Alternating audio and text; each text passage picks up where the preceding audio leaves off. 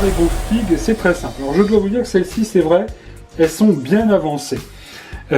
Alors, la figue est comme ceci, 2 écoles, soit on les épluche, soit on laisse la peau. En ce qui me concerne, j'aime bien avoir la peau des figues dans mes confitures. On va juste, avec le couteau d'office, couper le petit morceau de queue restante. Et puis ensuite, comme elles sont vraiment bien mûres, je vais juste les couper en 4. Si vous aviez des figues, j'essaie d'en choisir une qui est un petit peu plus ferme, peut-être celle-ci. Si vous aviez donc des figues un petit peu plus fermes, dans ce cas-là, n'hésitez pas à les couper en 8. Cela étant fait, on devine déjà la belle chair de ces figues. Nous allons y mettre le sucre. Nous allons y mettre également le jus du citron. Très important le citron parce que d'abord ça va permettre au fruit de dégager sa pectine. Le citron permet également de conserver la confiture et puis, faut le savoir, c'est aussi un exhausteur de goût. Donc très important de mettre toujours dans chaque confiture au moins le jus d'un citron par kilo, kilo 5 de fruits. Voilà, ça commence à faire une belle mélasse, si j'ose dire.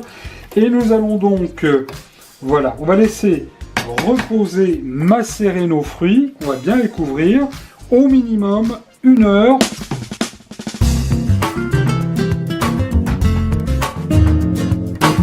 Et juste avant de vous parler de la cuisson des confitures, alors, ça n'est pas quand la confiture sera cuite qu'il faudra préparer les pots, la louche, l'entonnoir à confiture pour mettre la confiture en pot.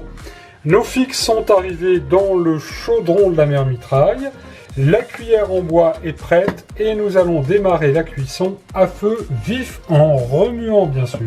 Quelques minutes après, première ébullition de notre confiture qui est vraiment très très belle déjà, c'est presque un tableau. Et vous voyez apparaître sur le dessus cette mousse blanche, il s'agit de l'écume. Alors 2 écoles, certains la laissent, d'autres l'enlèvent. Aujourd'hui nous allons l'enlever. Et cette écume on ne la perd pas, car vous pourrez la déguster dans un laitage. Ça fait un très très bon dessert. Une fois l'écume retirée, vous voyez la confiture vraiment là devient de plus en plus belle avec ces petits grains de figues qui se détachent. Alors quelques conseils et astuces très importants. Toujours bien remuer la confiture dans le chaudron avec la cuillère en bois, soit dans un mouvement comme ceci circulaire, ou alors vous faites un 8. Voilà. Et ça c'est très important parce qu'il ne faut jamais lâcher un chaudron de confiture. Ne prenez pas le temps d'aller voir le journal de 20 h ou de préparer l'apéritif en faisant des confitures, ça ne marche pas. La confiture est presque terminée. Regardez, admirez ce petit bouillonnement, le chaudron fristouille. Et là on voit bien la confiture donc a bien épaissi, elle a foncé aussi également, elle devient brillante, translucide. Il y en a partout sur le gaz, ça veut dire que la confiture est prête, elle nappe bien la cuillère, on va pouvoir la mettre en pot. Elle est vraiment à point, très belle, très belle couleur. Le test de la cuisson, j'ai sorti la petite soucoupe du réfrigérateur, on va prendre simplement une petite cuillère de confiture, on va déposer cette petite cuillère, voilà, en l'étalant un petit peu sur notre soucoupe, on laisse refroidir un peu, et vous le voyez, la confiture ne coule plus, c'est parfait, on peut la mettre en pot. Alors vos pots sont surtout bien propres, c'est important. On prend l'entonnoir, si on n'en a pas, on peut toujours mettre la confiture à la louche directement dans le pot. Et là on vient verser cette belle confiture avec des beaux morceaux de fruits. Alors si vous n'aimez pas les morceaux de fruits, vous pourrez toujours passer évidemment un petit coup de mixeur dans vos confitures. Alors le remplissage du pot est important lui aussi, elle a vraiment une très belle couleur, elles sont très bon, je pense que nous devrions nous régaler.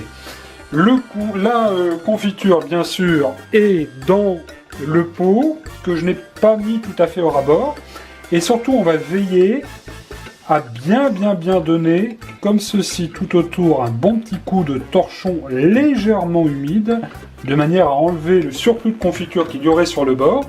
Ça va éviter que la confiture ne s'abîme et que le couvercle ne soit pas bien hermétique. Là, on va bien serrer notre couvercle et on va aussitôt, en prenant soin de mettre ses doigts comme ça, on ne sait jamais, une fois que le couvercle ne tienne pas, on va retourner aussitôt notre confiture. On pourrait presque la manger le lendemain matin, mais c'est vrai que c'est mieux d'attendre. En tous les cas, le complet refroidissement avant de retourner les pots. Regardez Gourmandise TV avec le livre « Je vous souhaite un bon régal » numéro 2, 50 recettes printemps-été 2026, en vente sur Amazon.